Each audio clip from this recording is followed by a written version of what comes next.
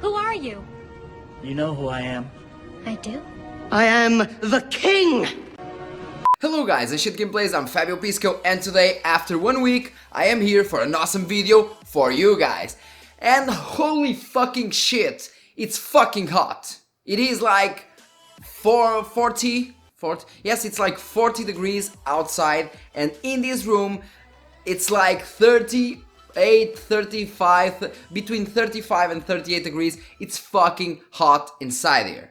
I have been very busy these days, so I've been mounting my custom desk for here, covering all of the wall. So my custom desk appearing here right now, or maybe you can see it on my Instagram or on my Facebook group. I have photos of it. So I've been working on that. I have been also working on building a PC for my client. Thanks, Luis, by the way. And that's it. That's why I took so long to make a new video, and of course this video took a shitload of time, many tests, many frustrating times, but here am I. Here I am. Fucking English. Now to the point, guys. Is Ryzen 5 2600 good for CSGO? That's what we are doing today. CSGO tested at 768p, 720p and 1080p. 768p is 4:3, many professional players play this way, or many competitive players play this way, so I'm testing it also at 4:3. The tests were also done with SMT ON and SMT OFF. SMT OFF is the simultaneous multi-threading off, which will leave you with 6 cores and 6 threads, and the SMT ON is the usual settings that your computer come with, so 6 cores, 12 threads. First we're gonna test the benchmark map, second the Dust 2 gameplay, then MIRAGE gameplay, then OVERPASS gameplay, and then the Cache gameplay to finish. That's it guys, don't forget to hit like, subscribe and share the video. Oh my fucking god, it's so hot here, it's so fucking hot. Hit like, subscribe and share the video because that helps a lot. Thanks a lot for watching till now, and let's now go to the part that really matters, the benchmarks. See you in the resume, as always.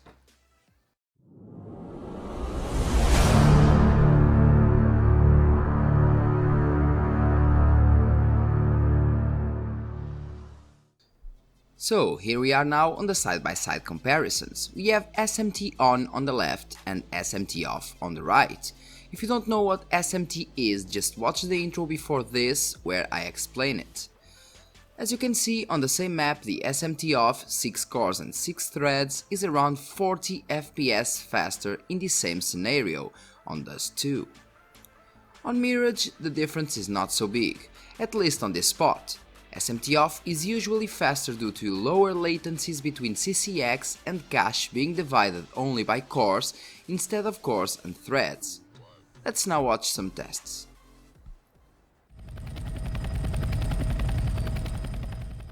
This first test is on CSGO benchmark map. As seen, SMT ON delivers more FPS at 768p and at 720p, while strangely, at 1080p it delivers less FPS. This may be due to some resolution scaling, for example, or maybe due to performance being quite inconsistent on this map.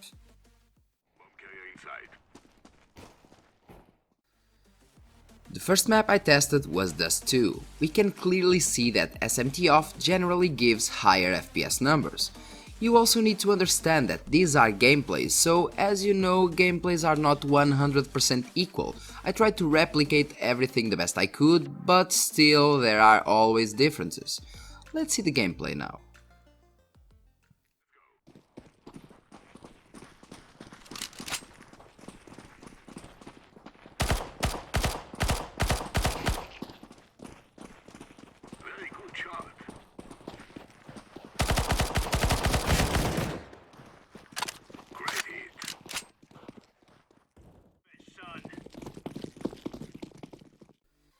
Here on the Mirage map, values are quite interesting. In general, we can see that besides 768p, the average FPS numbers are higher with SMT on. But, for example, at 1080p, even with the average FPS being higher with SMT on, the SMT off have higher 1% lows, which means that the FPS drops were not as bad. Let's now see the gameplay. Go, go, go.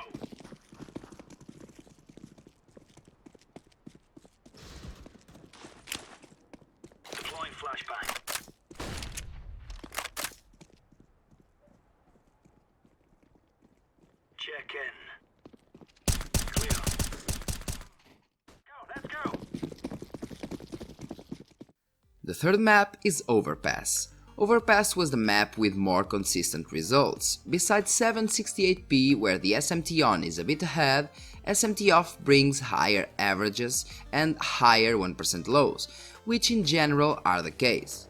Being SMT ON or OFF, Ryzen 5 2600 is able to produce averages always above 300 FPS, which is great in my opinion.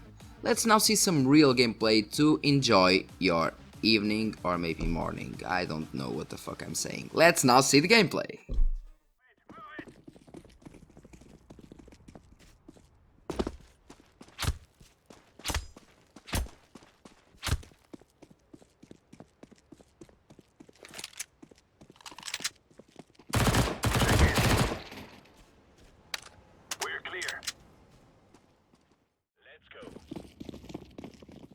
Here we are now on our last map tested, Cache.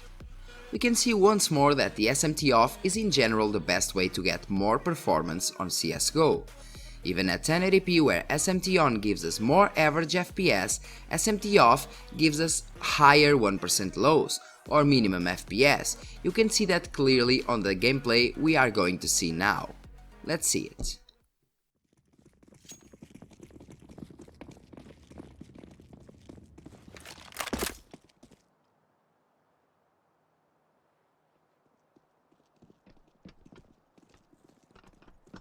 Check in. All clear.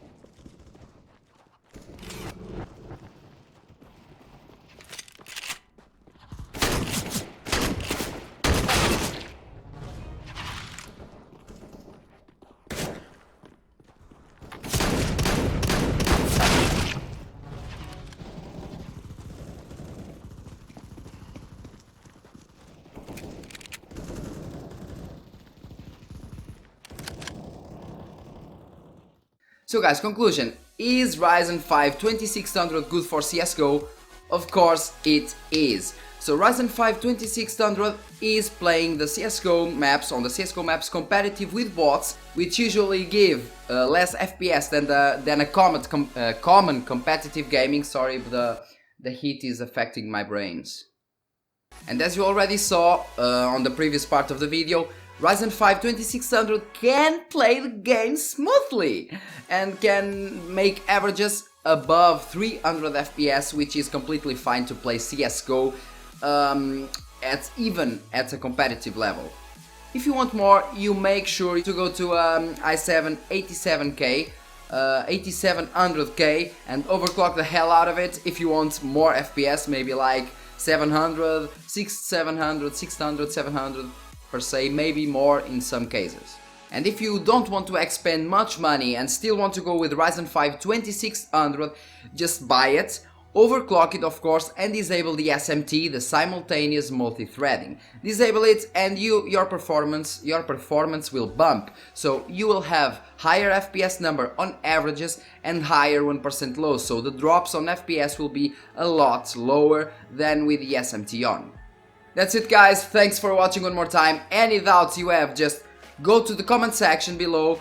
Don't forget, stock performance on CSGO and overclock to 4.1 GHz performance is almost equal, so don't bother asking me to do stock versus overclock because it would be almost meaningless. One more time, thanks a lot for watching. Don't forget, hit like, subscribe and share the video. I really hope you enjoyed the video. Thanks and next week I'm on vacations. Thanks, and see you in the next week. Maybe. In the next week, guys. See you soon.